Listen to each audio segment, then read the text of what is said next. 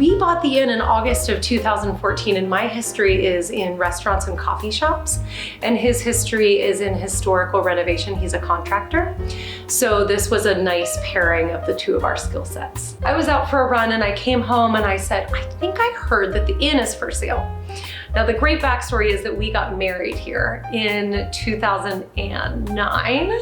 So it was already near and dear to our heart. And I said, I think I heard the inn is for sale. He said, no way, not doing it. And I said, oh, come on, let's just go look at it. And of course, we both just fell in love even more. And he has the ability and the wherewithal to understand the structural ability, and I just come up with great ideas and he makes them happen.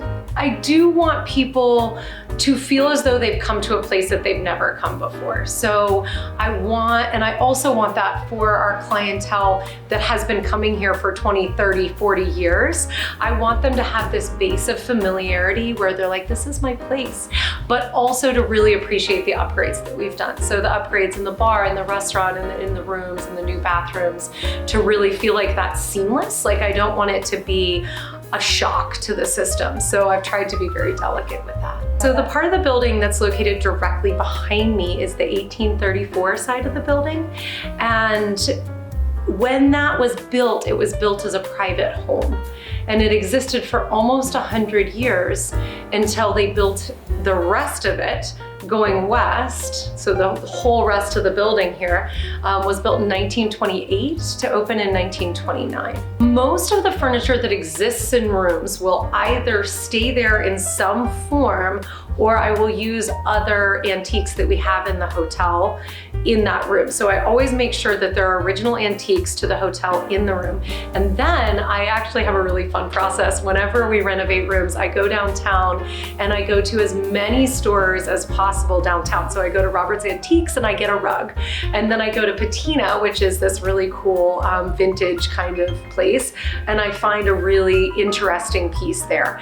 And then I go to Suzanne Pirelli's design shop, which is all new stuff, no vintage, anything. And then I get a really nice piece there.